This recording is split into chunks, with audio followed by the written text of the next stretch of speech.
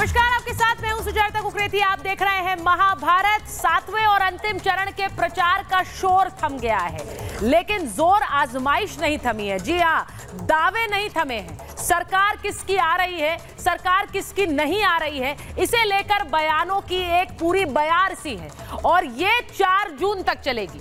आज आपको बताएंगे कि आखिरी चरण के चुनाव प्रचार का जब शोर थमा है तो किस तरह के बयान आ रहे हैं, क्योंकि प्रधानमंत्री नरेंद्र मोदी रामेश्वरम पहुंच गए हैं। वो आज ध्यान साधना करेंगे और प्रधानमंत्री नरेंद्र मोदी की इस साधना से, इस कन्याकुमारी की इस साधना से कौन परेशान है, आज उस पर भी बात करूंगी। लेकिन पहले अंतिम चरण के प्रचार का शोर थमा है, उसको लेकर किस तरह से हावी है बयान दर बयान, वो सुनिए। बयान सुनिए।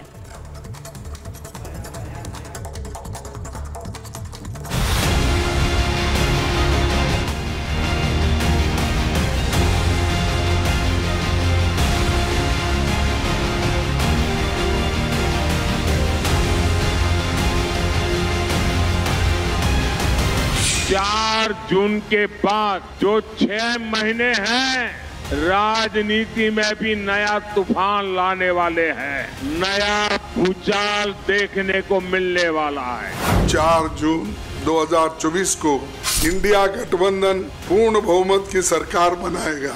तुम मेरी बात को लिख के रख लो, ये नहीं रोक पाएंगे बीजेपी को। भैया, इनका कहने का मतलब है मोदी भाई खटाखट 400 पार करेंगे और ये लोग फटाफट यहाँ से निकल जाएंगे। प्रधानमंत्री जी मेडिटेशन करने जा रहे हैं, वहाँ तो भारत की सीमा खत्म हो जाती है, उसके बाद तो आगे पानी पानी है, पता नहीं कहाँ चले जाएंगे उसके आगे।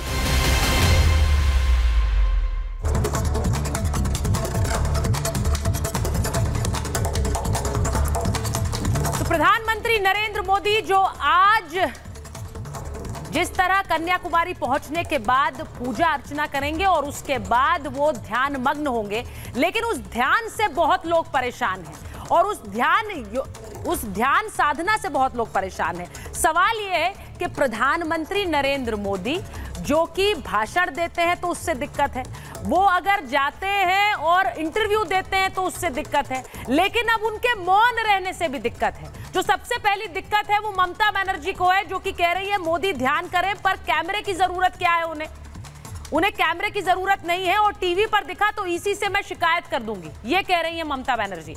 वहीं दूसरी तरफ अखिलेश यादव ने कहा है, अखिलेश यादव कह रहे हैं ध्यान पहले करते जब काम करने की जरूरत थी और अब ध्यान की जरूरत नहीं है। अखिलेश यादव का ये वाला तंजा है। अभिषेक मनु सिंघवी जो कि कांग्रेस का प्रतिनिधित्व कर रहे हैं, वो कह रहे हैं मोदी का सुर्खियों में रहने का तरीका, ये उनको रोग लगा हुआ है कि वो किसी तरह से सुर्खियां बटोर लें।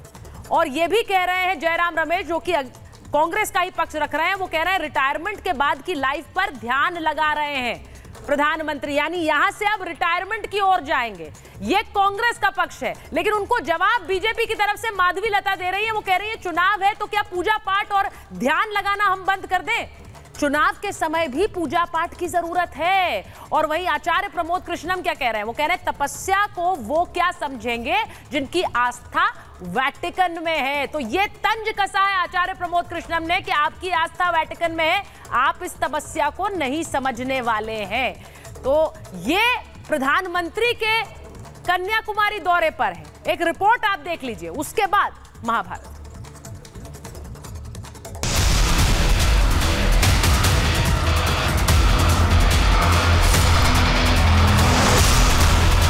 ये नहीं रोक पाएंगे बीजेपी को।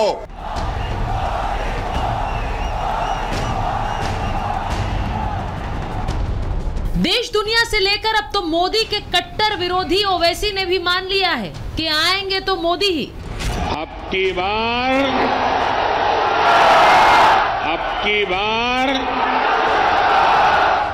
45 दिनों तक बीसीओ इंटरव्यू, सैकड़ों रोड शो और हजारों रैलियों के बाद आखिरकार 24 के चुनाव का प्रचार आज खत्म हो गया है। आखिरी चरण के मतदान के साथ ही नेताओं की किस्मत ईवीएम में लॉक हो जाएगी। लेकिन 4 जून को जब नतीजे आएंगे तो क्या होगा, इसकी भविष्यवाणी तो असदुद्दीन ओवैसी ने कर दी। तुम मेरी बात को लिख के रख लो, ये नहीं रोक पाएंगे बीजेपी को। मैं सच्चाई को बयान कर रहा हूं। जब 4 तारीख को नतीजा आएगा तो आप बोलेंगे कि हाँ, एक दीवाना आकर ये बात हमसे करके गया था। ओवैसी की जुबान से निकला ये सच बाकी विपक्षी नेताओं के गले नहीं उतरेगा। तभी तो वो मोदी को हराने और अपनी जीत के दावे पर पीएम की कुर्सी के लिए डेडलाइन तय करने लगे हैं। नंबर गेम खेल रहे हैं। प्रधानमंत्री का नाम तलाशा जा रहा है, मगर बीजेपी का दावा है कि वैकेंसी खाली नहीं है, क्योंकि मोदी तीसरी बार काशी से देश जीतने जा रहे हैं। 4 तारीख को ये निवर्तमान प्रधानमंत्री, आउटगोइंग प्रधानमंत्री गोइंग आउट हो जाएंगे। इंडिया गठबंधन की सरकार बनेगी। इस बार इंडिया की सरकार बनने जा रही है। हम लोग 300 पार कर रहे हैं। 4 के बाद कुछ बड़ा होगा। 4 तारीख को ये ईवीएम पर ठीकरा फोड़ेंगे और 6 तारीख की इनकी टिकट बुक है। बैंकॉक थाईलैंड छुट्टी पर चले जाएंगे। कैंपेन के आखिरी दिन भी मोदी के दिल से काशी दूर नहीं है। वो भले ही कन्याकुमारी में होंगे, लेकिन यहाँ आने से पहले उन्होंने जनता को संबोधित किया। काशी के लोगन के 1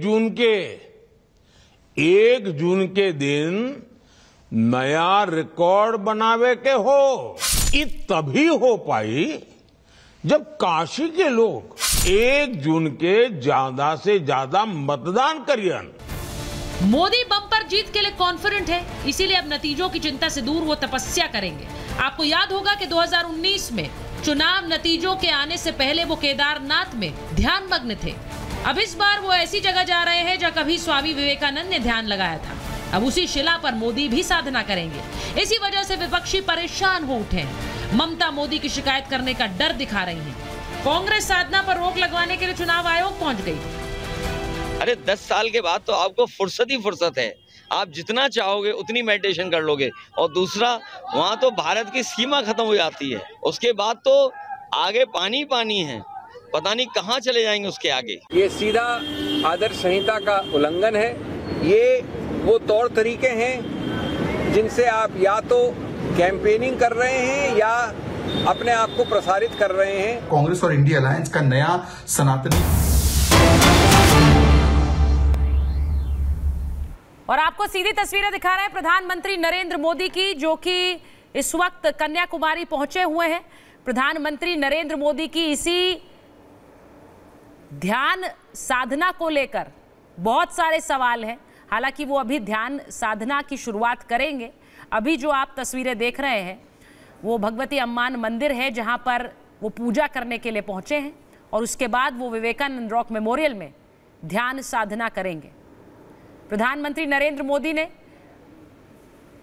पिछले 7 चरणों में चुनाव प्रचार का जिम्मा खुद संभाला, बीजेपी की तरफ से नेतृत्व कर रहे हैं पार्टी का, और साथ ही साथ बतौर प्रधानमंत्री देश का। और इस प्रचार के दौरान उन्होंने कश्मीर से कन्याकुमारी तक रैलियां की हैं, उत्तर से दक्षिण, पूरब से पश्चिम जनसभाएं की हैं। और उसके बाद अब आज जो तस्वीर आप इस वक्त देख रहे हैं वो पहुंचे हैं भगवती अम्मान मंदिर, जहां पर वो पूजा अर्चना कर रहे हैं। और दक्षिण के कई मंदिरों में इस बार चुनाव प्रचार के दौरान आपने देखा प्रधानमंत्री पहुंचे, क्योंकि जहां भी वो प्रचार के लिए जा रहे थे, जिस शहर में जा रहे थे, जिस राज्य में जा रहे थे, चाहे वो तमिलनाडु हो, केरल हो, आंध्र प्रदेश हो, वहां जाकर उन्होंने मंदिरों में दर्शन भी किए हैं। अब ये तस्वीर जो आप इस वक्त देख रहे हैं ये कन्याकुमारी की, जहां प्रधानमंत्री नरेंद्र मोदी एक बार फिर पूजा अर्चना करते हुए, और जैसा प्रधानमंत्री नरेंद्र मोदी ने कहा कि ध्यान और इसी के साथ साथ आध्यात्म ये जीवन शैली में अलग से नहीं चलता है, कर्म के साथ ही चलता है। तो प्रधानमंत्री नरेंद्र मोदी जहां दूसरी तरफ, जहां आज प्रचार के लिए आखिरी चरण के प्रचार का शोर थमने से पहले होशियारपुर में थे, वहां उनकी आखिरी रैली थी। उसके बाद अब सीधे कन्याकुमारी पहुंचे हैं, जहां की तस्वीर मैं इस वक्त आपको दिखा रही हूं। प्रधानमंत्री नरेंद्र मोदी, और यहीं पर वो जब ध्यान साधना करेंगे तो उसे लेकर बहुत सारे सवाल विपक्ष उठा रहा है। इस ध्यान साधना को टेलीवाइज नहीं करना है, इस ध्यान साधना को टीवी पर नहीं दिखना चाहिए। ये जो सवाल उठ रहे हैं इन्हीं पर आज की महाभारत भी कर रही हूं, क्योंकि जो तय होना है, जो 4 जून का रिजल्ट आना है, वो 4 जून को सामने होगा। लेकिन उससे पहले प्रधानमंत्री नरेंद्र मोदी की ये तस्वीरें